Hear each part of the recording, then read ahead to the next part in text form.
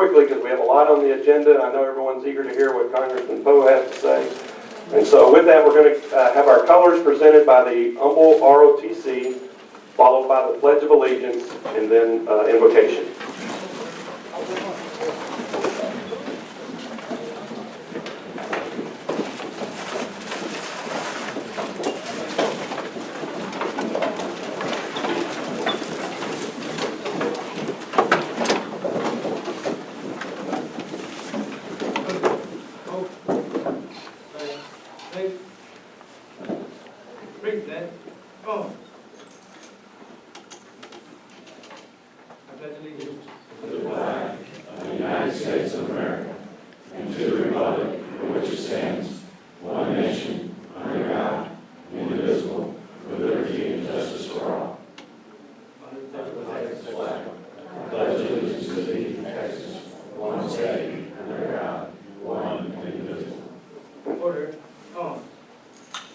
And now our invocation will be given by Pastor Kyle Ewald of the Forgotten People Ministry. So let me lead us in prayer. Father, we come to you. We're so thankful for leaders and business owners and employers all around this great city, Father. We ask you, God, that we would be a true example of who you really are, Father. God, that as craziness is happening all around us, God, that we as leaders would stand and rise above it and set a true example of who you are, Father. We thank you for this day, God. In your beautiful name we pray. Amen. Amen. Right. Think. Forward.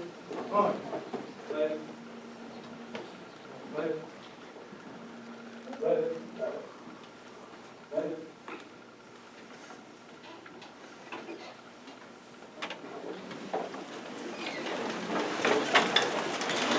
Well, again, welcome to the Humble Bizcom.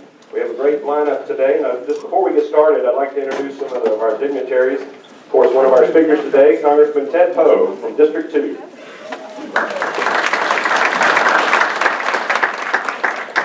Kristen Reese, Harris County JP Precinct 4, is that right?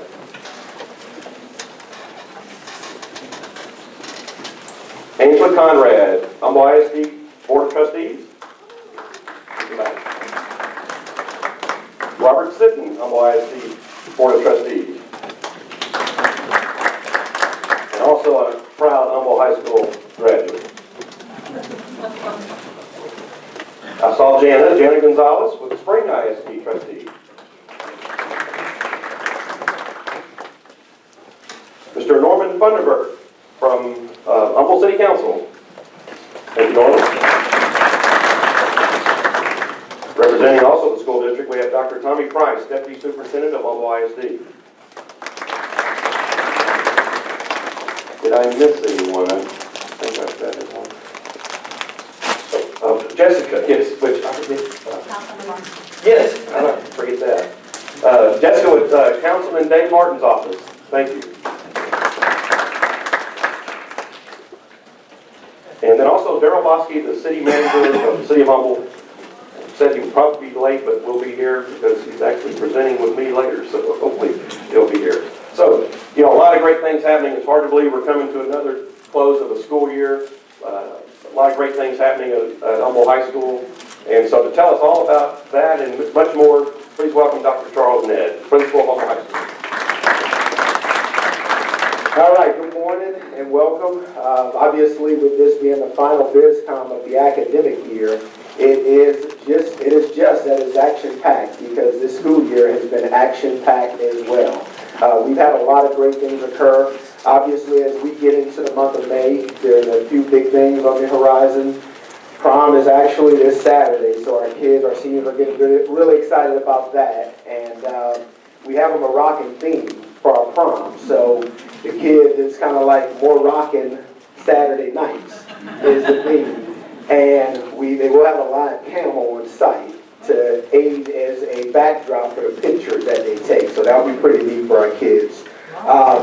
In addition to that, obviously graduation is right around the corner. We graduate on May 23rd. We're going to graduate about 360 students. And I'd like to just acknowledge some of the individuals that I've met here that have contributed to programs, initiatives, and also scholarship funds that we've had here at Humble High School so that we've been able to help some of our students that are pursuing post-secondary education. Last time I spoke, I made mention of an attendance incentive program that we had, and one of the things was for my seniors, was just making a big deal about them being here every single day and making sure that there was something dangling from the stick for them. And what we offered was a prom package, where the kid would get a limousine, a cosmetology makeover, dinner for two, and a prom ticket. And no sooner than I put the microphone down, I had several individuals that were here, at the Bizcom that offered up various things, a variety of things to help with the package. Ryan over at Dignity, Kingwood Funeral Home offered up a limousine, actually a couple of limousines for the kids. Also had Sam offer up a limousine as well from Digital Innovations. And, it's just more or less due in part to other individuals that have contributed. Mr. Councilman Norman Funderburk offered up some assistance to help in putting the packages together. Ms. Gonzalez has done some things as well. So again, it goes back to the ideas are all here, but it takes the collective ownership and obviously buy-in from business owners, community members in order to make a lot of this stuff come to fruition for our kids. On the scholarship side, if you guys that have been here previously, you may recall Dr. Raj Argawal with Cardiovascular Associates. He got on the mic and publicly said, I'm going to do some scholarships for your kids, Dr. Ned, and he followed up on that with 5 $1,000 scholarships for Humble High School students. So that's an awesome, return on the investment as it relates to Bizcom being held here, and just me having a few minutes just to speak about Humble High School and some of the great things going on here. In addition to that, Mr. Alan Griffin, who is the chair of our Humble High School Alumni Association, he just informed me that they'll be awarding $26,000 worth of scholarships to Humble High School students this year. So again, we appreciate everything that you guys have done. And obviously, as it relates to that, as it's been said oftentimes, it takes a village, and obviously it takes a whole community to make sure that our kids have the best so that they can be successful in life. I do have one plug. Mr. Griffin then leave me with a couple of flyers for those of you that would be interested in providing a corporate sponsorship at the Humble High School Alumni Celebration. It'll take place on Saturday, June 13th at the Humble Civic Center from 6 to midnight. And I have the flyers here if you are interested in taking one and considering providing a corporate sponsorship during this event. Again, I know we have an action-packed agenda, so I just wanted to bring a few words on behalf of the faculty and staff and students here at Humble High School, and obviously thank you all for a great year of Bizcom. I mean, we only have 4 throughout the course of the year, but they've all been extremely productive and I think very informative. So again, thank you much, and I'll see you guys in August. Thank you, Dr. Ned. Humble High School is unique, and it's one of only a handful, I think it's less than 10 and maybe even less than 5 high schools that have an annual reunion that invites back every graduate. And that's held every second Saturday in June and has been since the 20s, I believe. So it's a unique experience. Well, it gives me great pleasure to introduce our next guest. He needs no introduction, but I'll give him a brief one anyway. He's not only our congressman and our friend, but he's actually my neighbor. We just live a couple blocks away from each other. But anyway, I know you're all eager to hear what he has to say and give us some updates on what's going on in Washington. So please help me welcome Congressman Ted Poe. Thank you, Scott. Appreciate it. Thank you very much. Thank you for letting me speak. Kim made sure that she stood where I could see her because she wants to make sure I don't talk longer than the allotted time. You're all business folks, you have to go back to work. It's good to be back in Texas this week. I usually commute every weekend, come back Friday nights, then I fly back to Washington, usually Sunday nights or Monday mornings. Happen to be in Texas all this week because we're not in session. A little trivia. When Congress is not in session, the stock market goes up. So if you want a stock tip, just remember that. It goes up the week we're not in session. You can check me out on that. But it's good to be around normal people, be back in Texas. And there's nothing like Texas. Monday morning, next week is Police Week, National Police Week. We have a big ceremony in Washington, D.C. where we have all of the families who have lost a loved one in law enforcement last year come to Washington. There are thousands of peace officers in Washington to honor those who have killed in the line of duty, who've been killed in the line of duty. We've had 11 Texans killed last year. Those families will be in Washington next week. But on Monday morning, we're going to have a ceremony here at the Humble Courthouse honoring all of the Texans that have been killed in the line of duty last year and in previous years. So you're invited to come. It's open to the public. It's not been charged, don't cost anything, but we want to have something in the northeast part of the county for all of our law enforcement folks that have been killed. As far as I know, there's never been a ceremony here in Humble or the Humble area for peace officers during Memorial Week of our law enforcement. So remember that. There's a flyer there probably somewhere on your desk. Those things are hard to get in and out of. Did you notice that? Anyway, I probably shouldn't have said that with the principal here. He is. Let's talk a little bit about some of the things that are going on. I'm trying to give you an overview of a lot of different issues taking place in Congress. There is some good legislation that has passed the House. It's in the Senate. It's passed the Senate, and it's coming back to the House of Representatives. Didn't get a lot of publicity because, believe it or not, it was bipartisan. Carolyn Maloney, you may not know her. Carolyn Maloney and I teamed up on this issue of human sex trafficking that's taking place throughout the country. She is from New York City. She is left of center.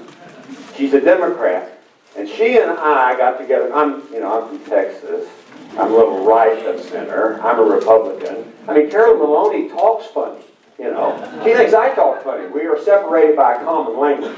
But you have two people, bipartisan, united on the issue of stopping the scourge of human sex trafficking that's taking place in the United States.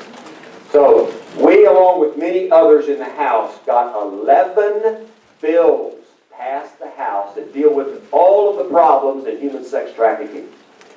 Most of them passed unanimously.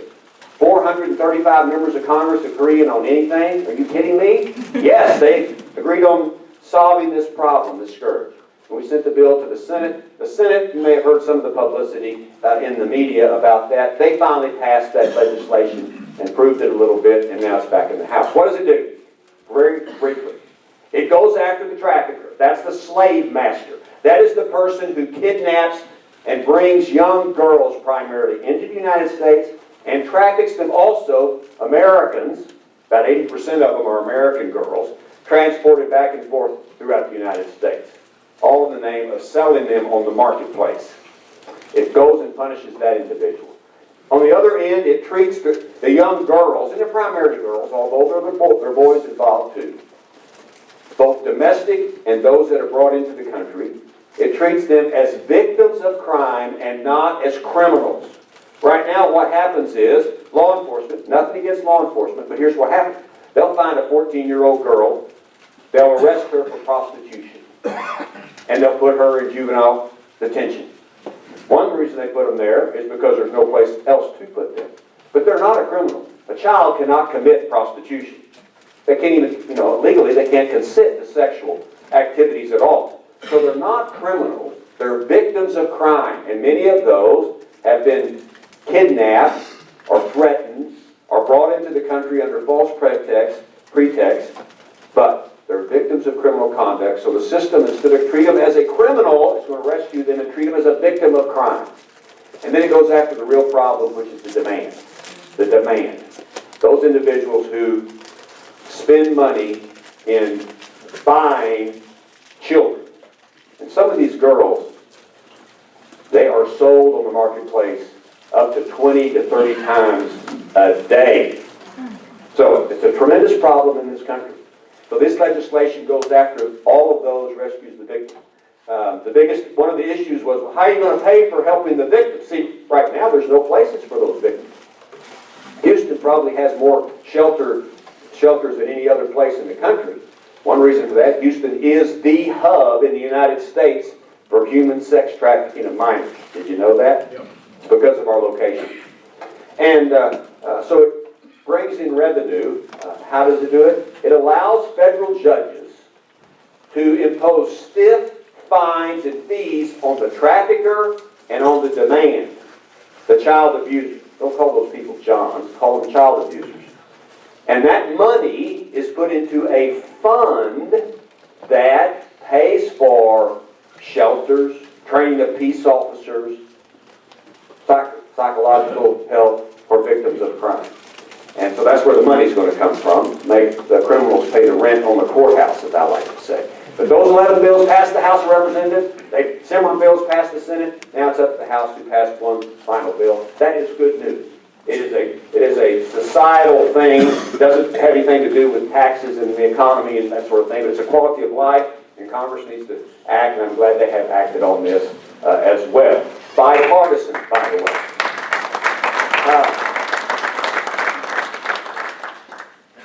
Some other issues. We're in a public school.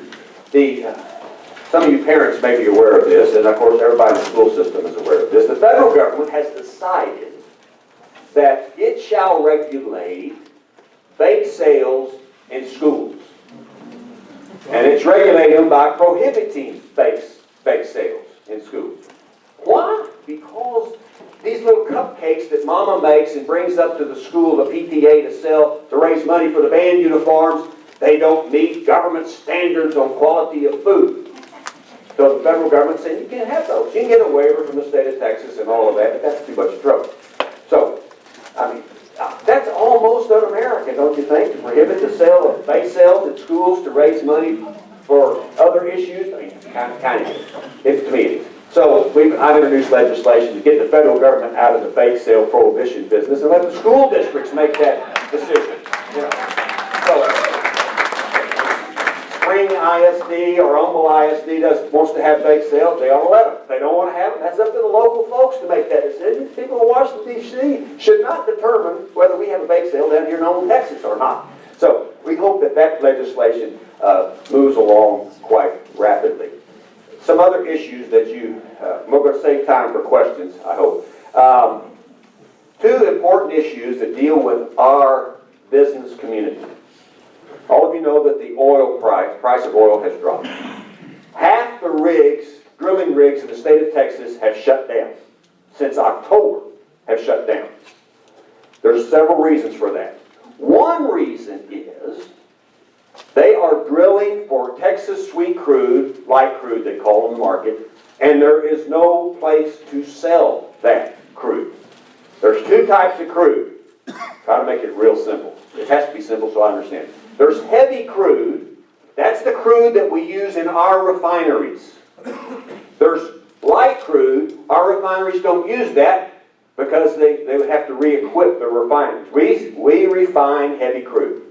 But we're drilling and drilling for a lot of light crude in Texas and other places.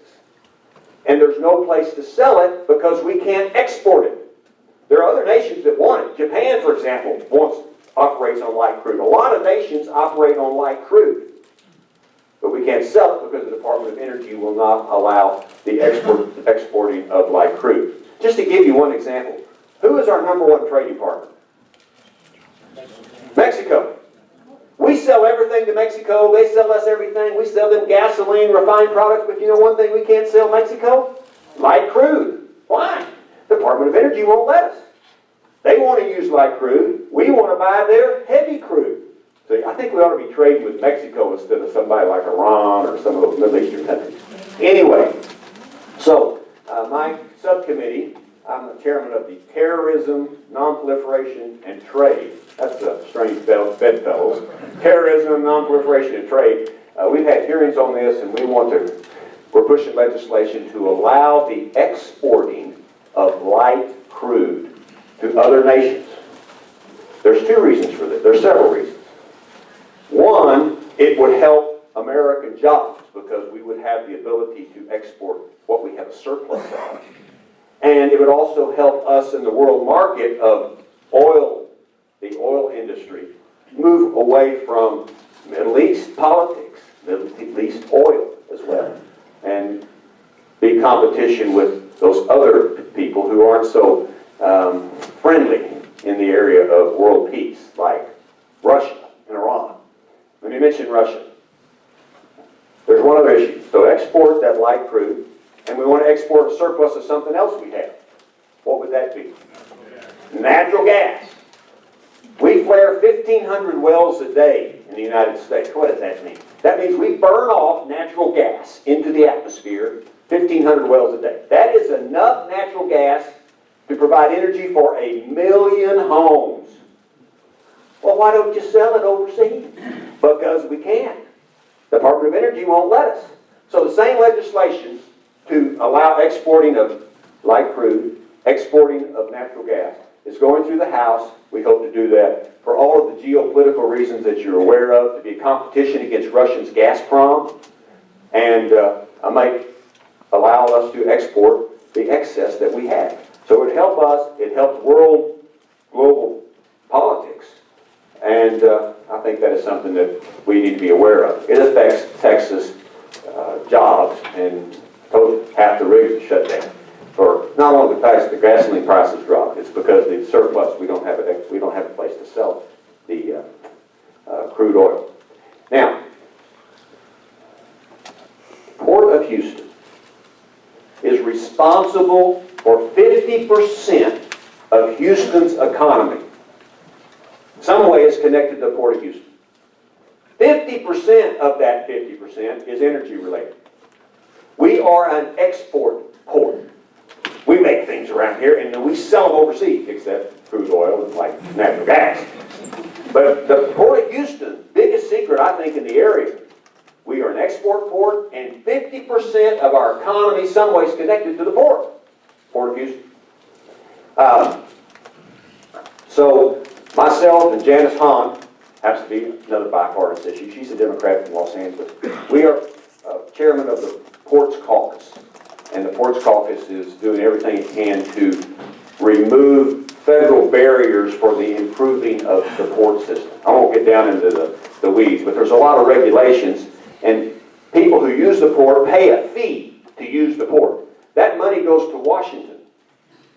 And the rule is that money's supposed to go back to the ports to help the ports get, infrastructure. This may shock, but the money goes to Washington, and not all the money comes back to the ports. It doesn't. It doesn't. We don't know where it goes. It doesn't come back to the ports. So all we're trying to do is say, what goes in must come out. And the fees are going up every year because we're more business all over the country in our ports. That money is needed in the Port of Houston just for basic maintenance. So that's one of the things we're doing, trying to make sure that money comes back. That what goes in, come out. Now, there's been some talk recently. You may have heard of this little bank called the Exim Bank. Have you heard of that, folks? Those folks? Let me mention that very briefly. The #1 city in the United States that uses Exim Bank loans is what? Houston, Texas. And we're not talking about big corporations, which there's nothing wrong with big corporations. Caterpillar, Boeing. We're talking about small manufacturing outfits around here. Maybe some of y'all here. Exim Bank. And that's coming up for reauthorization. If it gets reauthorized, then it sticks around. It may be reauthorized with some changes and improvements, and it may not be reauthorized at all. Some of you have asked me, is it going to be reauthorized? I don't know. I can't tell you. I don't make those decisions. But the Exim Bank has been very beneficial for the small business folks. And I'm meeting with another one this afternoon out on McCarty Drive. Says, I would not be able to stay in business if I couldn't use Ex-Im Bank loans and buttress with a local bank, like Amity Bank, for example. There's going to be a lot of discussion about those. Houston's the #1 city that uses Ex-Im Bank, and a lot of small people, small manufacturing people get loans from the Ex-Im Bank. I think it needs to be improved, make some changes of it. How we turn out with the vote, I can't tell you how that, is it already over? Oh, well, I didn't get very far. So that's on the radar as well, and I better just stop and let y'all ask questions then. We can talk about something else. I know you have some questions. I'll keep talking if you don't have any questions. I'm sure you do. You're going to have questions when I leave. What?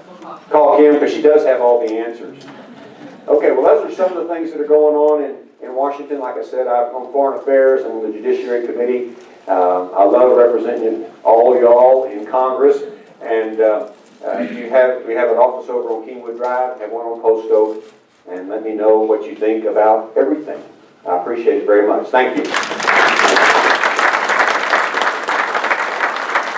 Thank you, Congressman Poe. Are you going to be able to stick around, or do you have to? So if you have questions, you want to visit with him afterwards, I think he's going to be able to stay with us for a little bit. So thank you again, and thanks for making time for us today. We've tried to get him on the schedule for about a year, and we just weren't able to make it. So thank you again. Well, we have a little gym right here in our backyard, and I think this next topic you're going to find very interesting. About 3 years ago, I had a personal tour by Joe Turner of something he's going to talk about, and it's just amazing, and I had no idea it existed, and I'm eager to see what all improvements have been made since then. So please help me welcome Joe Turner, who's Director of the Houston Parks and Recreation. Joe?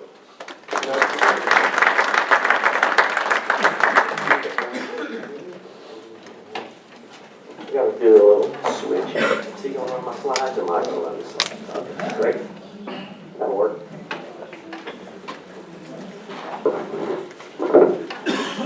I think this go. I'll just do it this way. I'm sure I'm not going to be as entertaining as our congressman, but I will quickly run you through this. This is Lake Houston Wilderness Park. I'm going to give you a quick overview. Some of you may know where it's at. Some of you may not know where it's at. We'll go this way. It's right up 59, you know where you're going up 59. It's in East New Caney, and it's a jewel that we took from Texas Parks and Wildlife back in 2008. So it's approximately 5,000 acres. We have developed some of the park. When we say 5,000 acres, you'll see the small little piece that we have developed up in it. And in that area, we have about 5.5 miles of roads that have been put up in there. And it's a pretty amazing piece of property. Most of it is our floodplain, and our water supply for the city of Houston runs along the sides of it. It has 11 miles of flat water. It is, as you can see here, it sort of looks like Florida without the panhandle on it, and that is all flat water. And what flat water means, it's canoeable or kayaking. We took this park. Quickly, you can read what it says. The master plan is the hierarchy. We did an entire master plan for this park. We actually had it surveyed. I will tell you, the survey took over 2 years. I did not realize how long 5,000 acres takes to get a proper survey on. But we were able to tell Texas Parks and Wildlife what they actually own. We have an interlocal with Texas Parks and Wildlife. This park is interlocal to the city with quite a few reverters on it that we have to follow. And so it actually belongs still Texas Parks and Wildlife. We just have the opportunity to operate it. This is our entrance into the park now. We do lots of different things that we can see. You can see there, I'm going to go through these quick. And we do have camping. We do have a nature center. We do have some horse riding that has come in from a vendor. We do a lot of after-school activity or kid programming with local. We have a naturalist. The sad part is she's leaving us today. Tomorrow, hate to lose Lauren, but she's going to Alaska. Sort of a change in the world, so we're trying to bring a new one in. But we do a lot of programming, snakes, turtles, different exhibits and tours, and it's all online. You can go on the www.lakehoustonwildernesspark.org, and the whole schedule is there of what we do. We do a lot of work with the AmeriCorps kids. They earn a stipend by working for us. We've had at least 12 groups of AmeriCorps kids through the city of Houston. They're really hard workers, and we've had them up in this park doing some work for us because they love going up there because they get to camp out in the woods, and that's a lot of fun. Most of the time, well, we won't tell you where they stay. We'll just leave it at that. We did a phase one a couple years ago, and quickly what you see, master plan, and I'm just going to show you some of the pieces we did in the original plan and then where we've come. We had to put a turn lane into the park off 1485. You used to come in the park on what we call the east side. Now you can actually enter on the west side off 1485. A new entry system, a new entry gate into it. We had put a few bridge roads in it. Those green, I don't know if that's appointed. The green you see, those are actually railroad flat cars. We recycled railroad flat cars to use them for bridges. And then this right here, that culvert there is actually a railroad oil carrier that we took and cut the edges out of it and used it for recycling. We have a few of these A-frames around our cabins. We actually built some cabins. Quickly on the cabins. The cabins resemble one I went to as a child fishing in Rockport. They certainly weren't this nice, but a lot of it is what I used. And so they were designed by an architectural firm called M2 Squared, right? M2 Squared. They're fabulous guys, architects that do fabulous woodwork, and so these are all wood. This is the design. We have 4 open that we're renting. We have 2 more that are going to be finished soon. Introduce Chip Perry, Chip Reyes. Chip is our senior project manager from our general services department. Chip oversees all our capital construction and a lot of our park projects. Eric, this is the guy you really want to know. Eric, stand up. I want y'all to see Eric's funded. He's the man that runs the park. That's who you need to know. And so we're glad to have him with us. These cabins can handle 6 people. They're basically all wood. And then one of the most important things when we took the park, we really didn't have restrooms, so we installed a restroom on the east side. And then we moved through and we did a joint grant project with Precinct 4 in Montgomery County, did a Texas Parks and Wildlife grant, and they did a lot of the work for us to build this overlook on Peach Creek. We moved into now what we're finishing up, which is a phase 2 plan. And phase 2, the biggest part of phase 2 was to connect the park, so you didn't have to check in on one side and drive around to the other side. And so a big piece of that was we built an interior bridge along over Peach Creek. It's a 1-lane bridge. When I was trying to explain what a 1-lane bridge was probably 4 years ago, everybody said, how does a 1-lane bridge work? I said, it's real simple. You do this. That's how it works. There was no reason putting a 2-lane bridge in this park that would spend that kind of money. We're very restrictive on funding we have. We literally, all the capital improvements in this park are accomplished by funding from the Woodlands Township. And it's through an agreement we created with them a few years ago about annexation. And so any dollars we spend in this park come from that. They actually approve our projects. We take them, when we do have a project, we take it to them for those improvements. That agreement really covers transportation, regional transportation, medical center, which is regional, or regional parks. And so we do our best to get what we can out of it. So this bridge now marries the walking bridge. This is a second restroom coming in. We're not real creative. We used it once. We use it a second time. And we actually, these restrooms are actually ones Texas Parks and Wildlife uses. They went through, they're down on Galveston Island. They're pieced together. They made the hurricane. They moved them, separated them. But after the hurricane, they just went in and put them back together. So we're pretty sure they're going to last here. They actually have 4 individual showers in the back, so we do have those capacities. This, on the west side, is really going to change our operations. This is just an open area we have at the park now. It's a central area real close to Beach Creek. And then we have our future projects we would love to see happening. And as usual, we're always looking for money. So we would like to complete the lake. We dug half a lake. If you ever go out there, you'll see the cabins are on, some are on the water, some are on land on purpose. That was to try to help me find the rest of the money to build the rest of the lake. We took the dirt from the lake and we recycled that dirt into the park for all our road system. And so we really need that dirt. That dirt that's left is actually for this road expansion to the second canoe launch on San Jacinto River. We have the spot, we have the dirt, we just got to get the dirt from where it's at to it, and we just opened and phase 2 we added 2 more cabins, so I guess I now have 3 cabins that aren't on water, best I remember. They're on dirt, but someday you're going to be on water. And then we're working with Texas Parks and Wildlife building an archery range in the park itself. It's a pretty cool project that's taken some time, but it's coming. Some additional cabins, A-frames, and then we would really someday like to have an RV campground.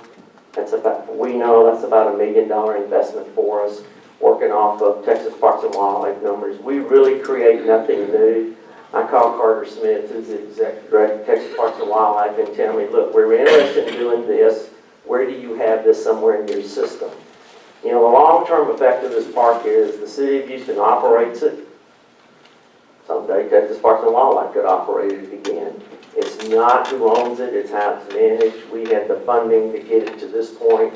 If we ever get our Texas Parks and Wildlife system funded properly, like they should be, and we have a real good chance this legislative session to make that happen, then maybe someday long-term, maybe this moves back to them. We did not create the agreement for us to always operate it. We created the agreement so it didn't disappear. This is a beautiful 5,000 acres that we protected long-term. And with that, I'm going to close it, unless you have some questions. I think I made my time. That's amazing. For me, that's amazing. Joe, I'm a cyclist and always looking for safe places to ride. I've been hit by 2 cars. It's not that much fun. What are your roads like out there? Are they a hard road that I can go out and ride on? Is that a allowable thing in the park? We have trails you can ride on. We purposely, when you come in from... I have a road bike. They don't work well on trails. That's all we got. Okay. We purposely made this park... Let me rephrase this statement. I purposely made this park, let me be honest, that when you turn off the asphalt, once you pass our gate, there's very limited asphalt. Okay. We purposely have rock roads in it. In fact, the 5 miles of road that we have in it, the dirt was put in by the contractor who did the tree removal, and then we used then Commissioner Ed Reinhardt's team to build all our road system. We bought the rock, and they put the rock in for us. And in fact, on the newest bridge we've got, we partnered with them to do all the approaches on both sides. It's a pretty good partnership we have there. So the short answer, there's not much paid. Thank you. On purpose. Yes, sir. I understand the road that goes in front of the park is going to eventually be the Grand Parkway, the 99. Certainly. Do you expect that to help or hurt? We've been talking with that group for years. And what's supposed to happen, after lots of discussions, and we'll leave it at that, we are going to have our own entry, our own exit off the Grand Parkway to our new entry that we were required to put in the way we had to put it in. You're going to have to do a loop when you come out. I'm okay with that. I just need to get you in easy. And so it will change us some. We will be given 6 acres of parkland at the park right at the entry. We actually own 6 acres on the other side of 1485. We kept telling them we owned it because Texas Parks and Wildlife told us we owned it, but we never had a survey.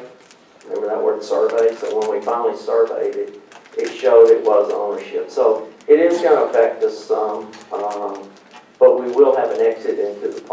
that's what we were after, that new entry. Because the connecting of this park, we had roughly 400 acres on one side and 4,600 on the other side. The only way until this bridge just got built, you drove around 3 miles back and forth. We have one entry into the park now. And long-term, the old side, which was the Girl Scout camp, that has group camping, you know, I probably won't be here that long to see that happen. We envision that as really just an all-youth camping area because it's selective, it's protected, and we can do that. We're trying to bring out individual camping around the lake and the other side where it's easier to manage it. It's all about managing this process. That park, I didn't say it, we have this road down the center, it's the easement road. It's called 5 Mile Road. We're real creative on roads. From the north to the south is 5 miles in this park. It's a pretty amazing piece of property. Yes, ma'am? How long does it take to reserve a cabin? Is there a waiting period? Yes. It's called, This time of year. It just depends, time of year, things. We've been struggling to get these other 2 cabins on. They rent for, best I remember, $133. They're nice cabins, $133 a night. We try to follow Texas Parks and Wildlife, and by following them, these fit in the middle of what they do. But also, it has a 2-night minimum on the weekend. And it's because we're trying to push it. And we went to 6. To be quite honest, we were supposed to went to 7, but with budget constraints, I lost one. And so we're trying to add some more. Eric can give you the line. I know we're pretty rented. I know we pretty much have them covered up because I see the revenue coming in. We have taken the revenue up dramatically on this park. It still doesn't cover the operations, but it's getting closer and closer. And I think I'll quit unless somebody's got one. How long that take? That's amazing for me. I want to leave that Thank you, Joe. And it is a beautiful piece of property, so if you get a chance to get up there and visit it, please do so. Like I said, it's just a few miles right up the road right here in our backyard. So, moving right along, we have, next speaker is Miss Karen Coffey with the, she's marketing director at Dangerous Goods Management. So please help me welcome Karen Coffey.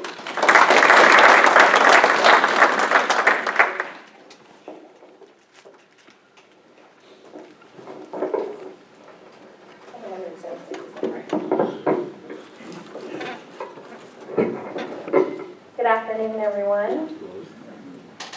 I'd like to thank Humble, whatever. I'd like to thank everyone for having us out here today. We are very excited and honored to be here to discuss our newest development.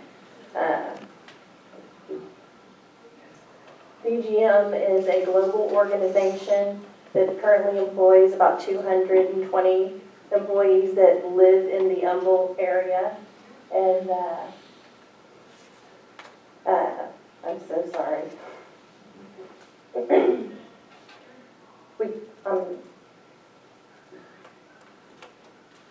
going to tell you a little bit about our company. BGM is a dangerous goods.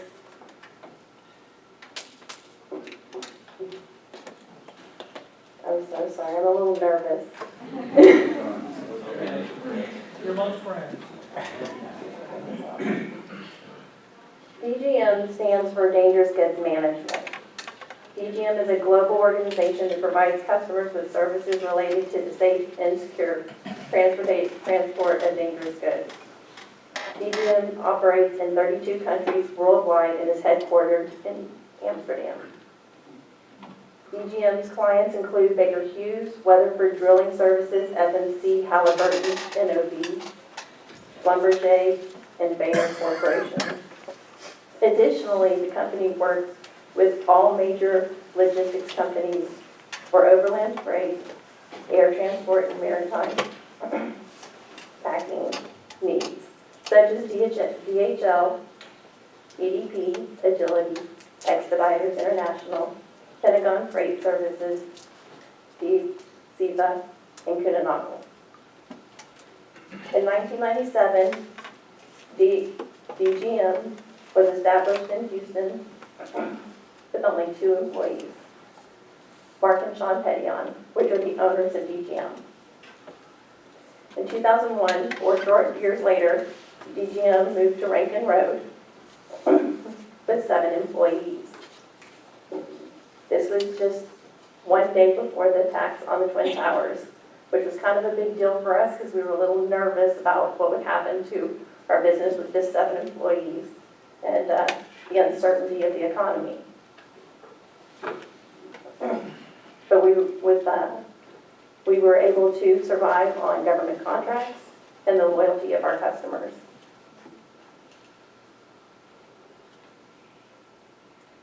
In 2010, now with 70 employees, DGM was able to build their very first facility on Greens Road.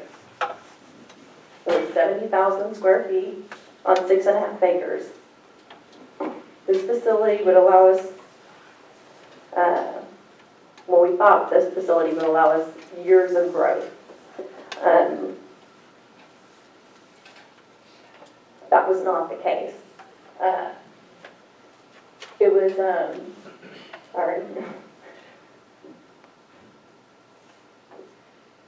We had 70 employees at that time, and this was also the year that we started diversifying our services.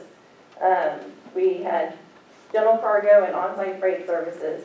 By 2012, our employee count had gained to 180 employees, and we had already filled our facility. Our warehouse was full. Our 3-acre laydown facility was, or 3-acre laydown was full, which was a good problem to have. But we needed to begin to look for more space. Our warehouse,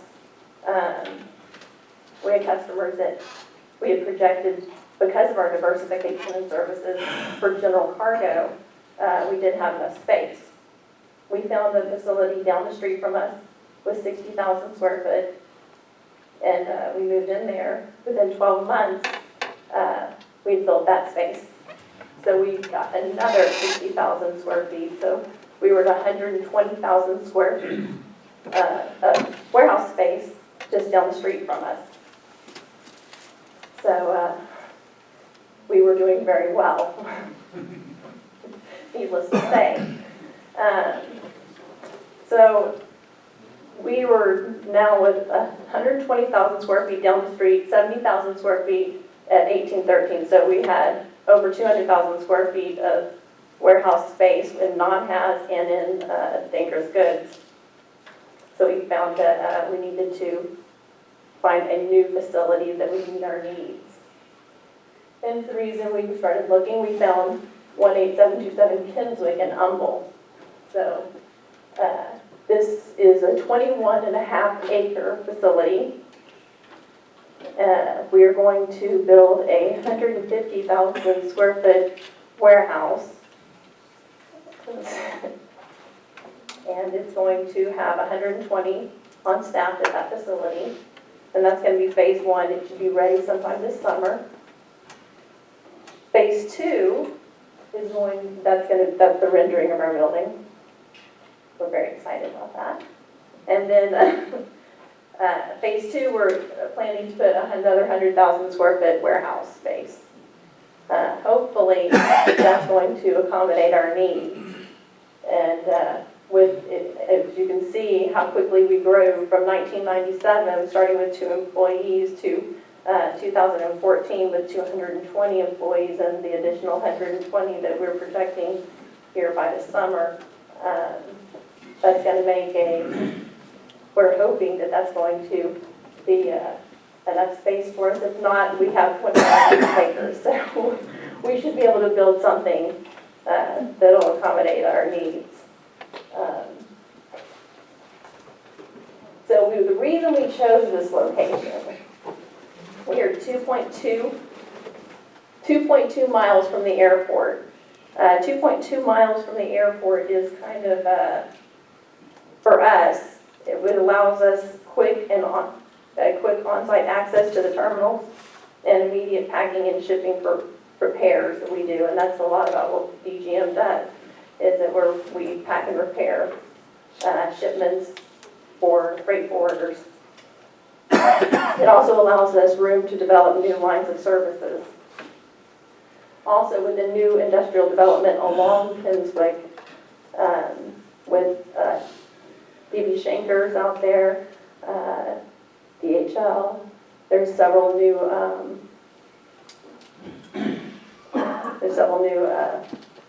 freight forwarders that are being built along Kinswick. So that's also going to be beneficial to our company as well as manufacturers. Also, the exposure that we'll get from being right there by the airport. Another thing that kind of hit big is that in Humble, the industry clusters are in line with what we already do.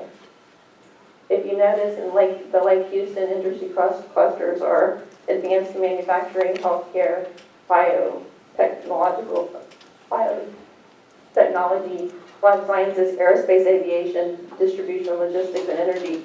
DGM, our industry segments that we currently service are automotive, medical, pharmaceutical, chemical, petroleum, aerospace, freight forwarding, and energy. They're kind of in line with the same thing. So that is a huge reason DGM moved to the same area. With that being said, I believe that the Lake Houston area can continue to capitalize on these factors by taking an interest in supporting these very same industries that are dominating the Lake Houston area. The transportation and logistics industry success relies and depends on the continued growth in the cargo and the airline lift capacity. That's it.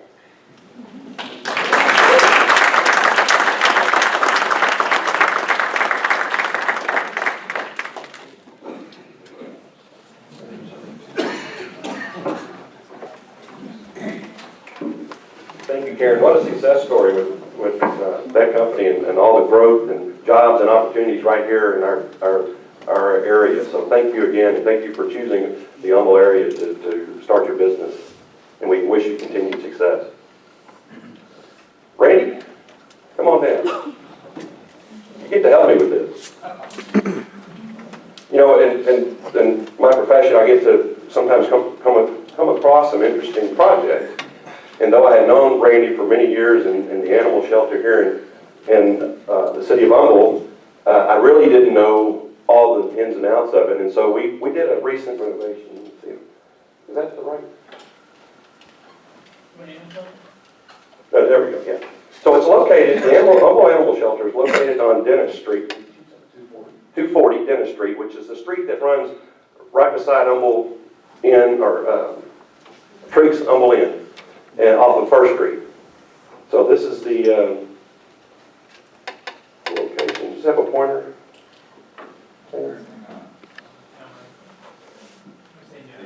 No, okay. This building here is the existing shelter. And we were asked to renovate it and upgrade it. And so there's a kind of a site plan of it, this being Dennis Street over to the left. So Randy mentioned he didn't have a place really for the dogs to go outside. And so we wanted some outdoor kennels, some running areas for them, and some play areas. So we created that. And there was really no office or adoption room. And so we created that, which is the gray area out front, added onto the building. That's all they had to begin with. And so that's what we took it to. There's 27 kennels, cat enclosure, laundry area where they can bathe the animals, adoption room where before a person that came there had to actually go into the kennel space. And so with Randy's guidance and listening to him, he said if we could have a lobby space that I could meet the person, I could go get the animal, bring it into the adoption room, and go through the process there.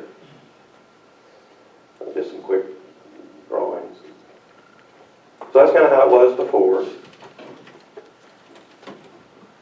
And this is afterwards of the new entry and the new kennels, new office, waiting lobby, reception area, dog run spaces,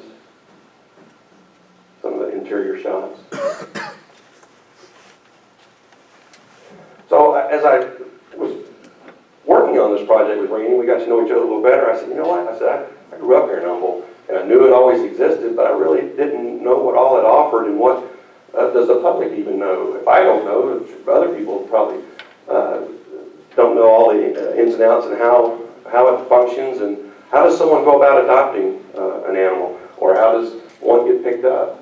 And so that was one of the things that, jump in anytime, Randy,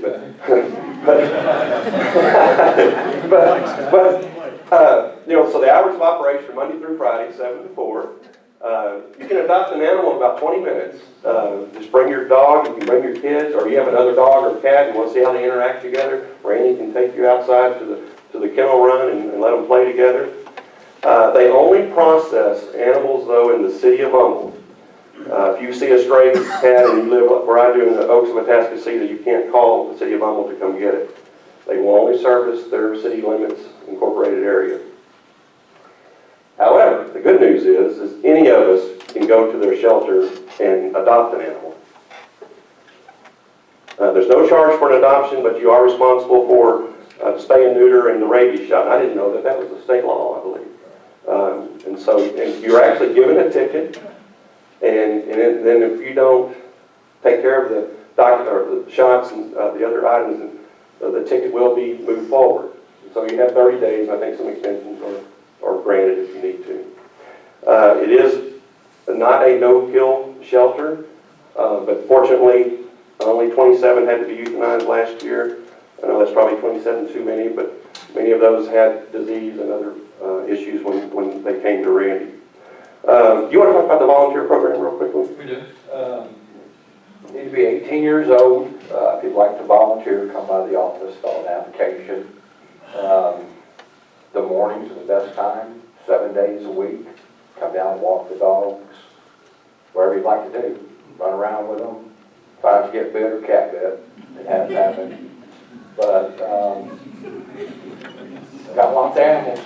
Everybody's welcome to come down and play with them.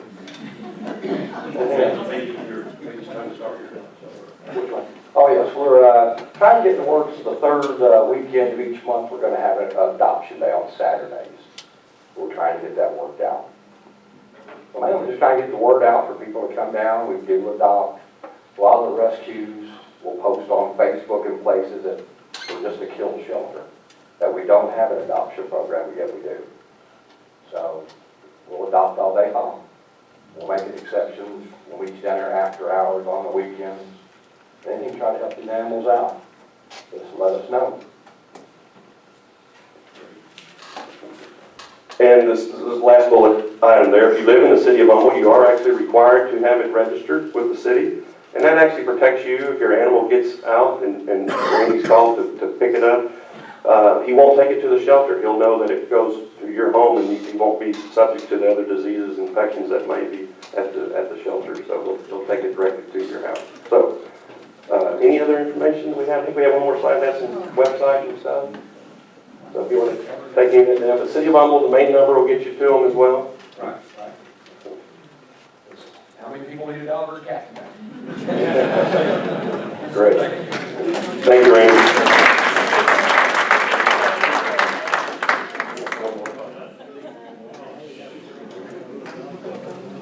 Okay, Daryl. And again, let me welcome Daryl Bosky, City Manager of the City of Humble.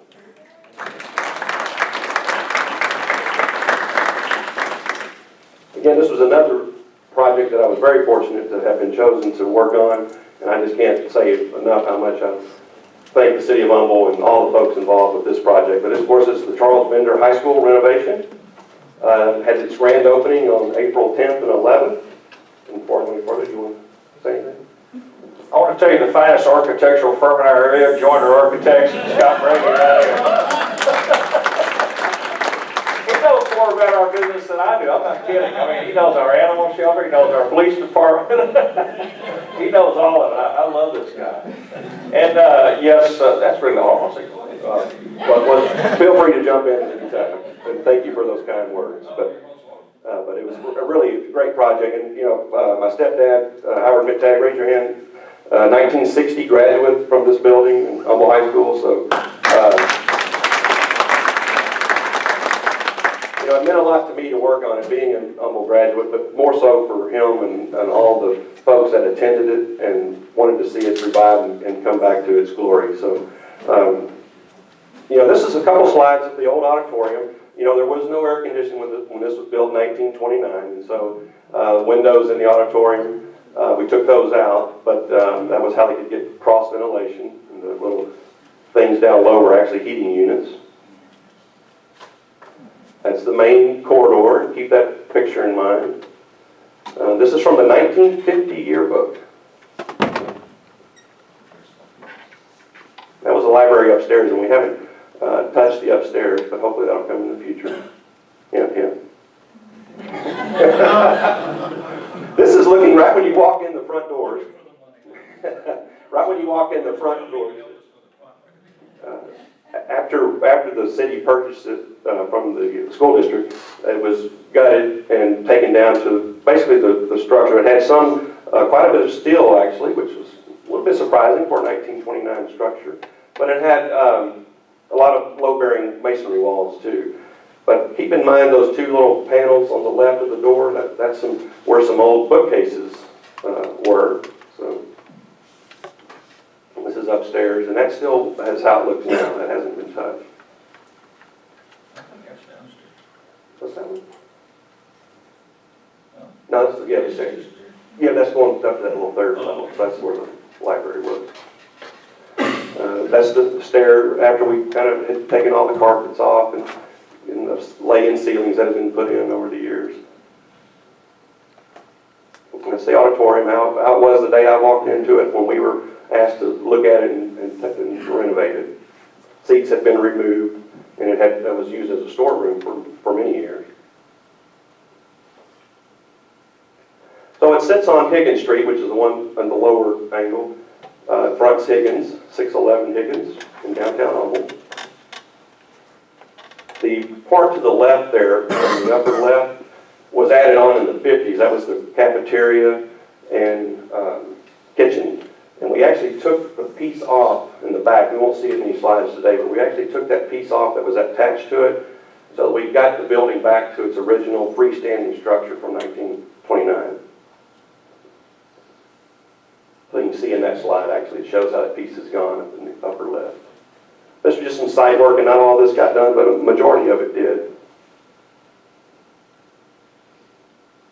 So the entire downstairs was renovated. Auditorium, created some meeting rooms, a nice big front pre-function lobby space, the main little corridor area that goes into the auditorium, some other small conference and breakout rooms, and a catering room over to the upper right. These are some renderings we presented to the city as we were coming up with the design. And much of that got completed, but just a little bit of the lower left did not. That was a rendering of the auditorium.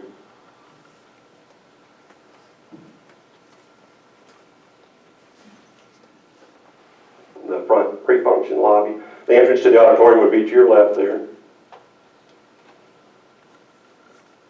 Another rendering looking back toward the front doors there. And that hallway you saw in the 1950 photograph, that was that one right there. So here it is completed. This is a front view looking from Higgins Street. So put some new entry steps, new nice big plaza out front, a lot of landscaping, all new sod around the building. That's looking from the parking lot as you walk up to it. It'll make a great spot for photographs under those trees. From the other side, looking back toward the front.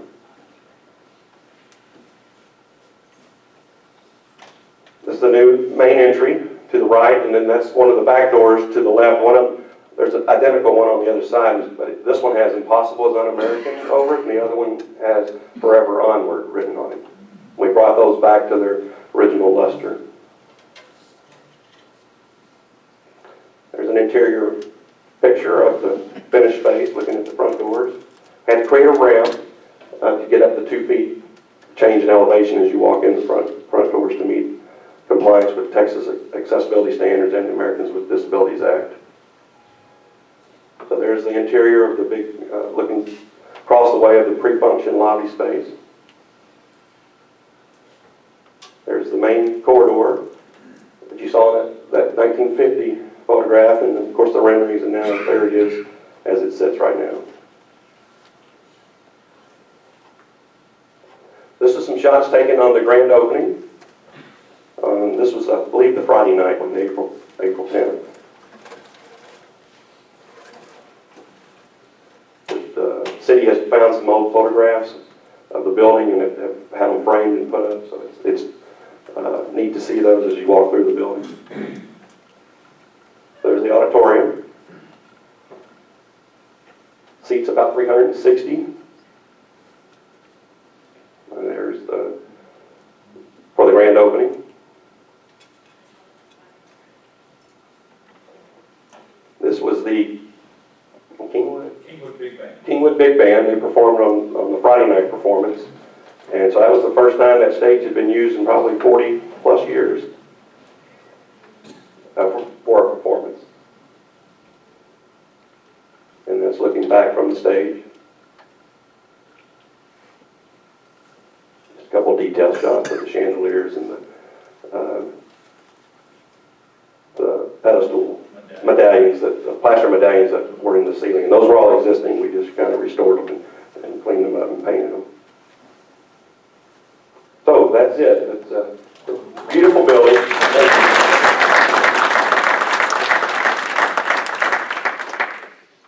It was a lot of fun to work on, a great experience for us, and like I said, more so for the folks that went there. To see them that Friday night, April 10th, was really something to see them walk in and see it for the first time, and to look like it did basically when we went to school there anyway.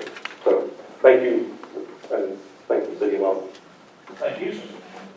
We appreciate you. I mean, let's thank Scott, because really this was his brainchild. Mayor McManus, got this thought from the school district. Thank you for the HISD for giving us that building. We certainly appreciate it.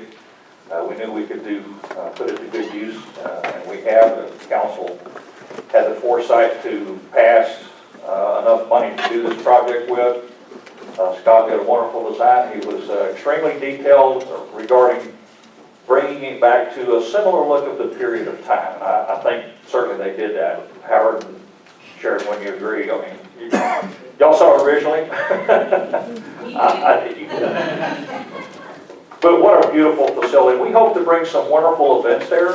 I mean, our goal, in my past life, I used to be with the Freeman companies and the trade show exhibit hospitality business. I didn't forget any of my old friends down at the Gus Wortham and Patsy over at the ballet and George over at the Houston Symphony Pops. And so hopefully this fall we will bring a few of those acts here. I mean, personally I'd love to see, I talked to Patsy at the ballet into bringing maybe a Nutcracker deal up here for 2 or 3 nights. Obviously we have to find sponsors to help us with that, but that's the kind of thing we'd like to bring there, and I'm going to work very hard to do that. So we appreciate your support in that project, and look forward to seeing what we will do, and hope to see you all over there. Thank you, Darryl. Okay, I know we're just a little bit over time, and I want to again thank all of our speakers. Congressman Pogue, thank you for staying, and I hope you can stay just a little bit longer. We got a couple of announcements, and let me do not forget, if you did not early vote this Saturday, Election Day, so do not forget. It's always the second Saturday of every May, but for some reason the May elections get overlooked. So we have Humble ISD Board of Trustees. I guess Spring probably has it as well. There's some, City of Humble has a mayor's race. And any councilman are opposed? Yes, we do have one council seat that has 2 up. So we got Humble City Council, Humble Mayor, Board of Trustees. What else might be on there? But anyway, just get to the polls and vote this Saturday if you did not early vote. We have the Kingwood Farmers Market, which will be presented by Amity Bank. every Thursday at Town Center. That's coming up. And before I go any farther, I'm about to forget Vivian Bond. You have a quick announcement, please? Very, very quick. I just want to say, by the way, Memorial Herman being our presenting sponsor gets a little promo here and can give us a quick update. And it'll be very quick because I realize everybody's over. So the last time I was here, we talked a little bit about the Memorial Hermann Sports Medicine and Orthopedics program. And we talked about athletic physicals. We were gearing up to get ready to go to the local high schools and perform those physicals. So today we're halfway through. We have done athletic physicals at 3 schools, 2 of the Humble ISD schools. Most recently, Dr. Ned, we were here last week at Humble High School, and we want to say thank you so much for helping raise just awesome kids at this school. They were amazing. They were polite, courteous, kind. While we were here, we screened 607 high school and middle school student athletes. In addition to that, we did 122 EKGs for incoming 9th graders. So really a big impact for these students. We helped the school raise $12,000 that goes straight back to Humble High School for your athletics and sports programs, obviously to be utilized however you deem fit. But we wanted to say thank you for giving us that opportunity. We had a fabulous time, and we're looking forward to several schools coming up. Atascocita High School, if you have any students, is May 20th. We will see any of the Humble ISD students there to do both physicals and EKGs. Thank you, Vivian. Thanks again to Memorial Herman for being our presenting sponsor, all the Humble Bizcom. Next Thursday, May 14th, I don't know if any spots are available. Robert, you can maybe jump in, but is the Lake Houston Chamber Golf Classic tournament. We're sold out. Sold out. Well, that's Sold out. The largest tournament we've ever had. We have over 60 teams. There will be food and beverages on roughly 12 out of the 18 holes on each of the 2 courses. We'll have a big reception award ceremony after the tournament. And then 3 days later on Saturday the 16th, we'll have our annual party on the green. We're expecting about 420 people at that event as well. It's the largest fundraiser for the Chamber every year, and we'll raise somewhere in the neighborhood of $100,000 between the 2 events. fantastic. Any tickets available for Party on the Green? There are tickets available for Party on the Green. And contact whom? That would be Chris Odell at the Chamber office. Chris Odell at the Chamber office. So there are tickets to Party on the Green, and if you've never been to that event, that is a fantastic outing. At Deerwood this year, I believe? Yes. Deerwood Country Club at 6 o'clock this Saturday the 16th. And let's see. I think I've covered everything, Stephanie. Yes. Missed anything? Okay. Thank you again for coming. Again, Congressman Pope, if you stick around, we'd love to visit with you more, I know. Thank you.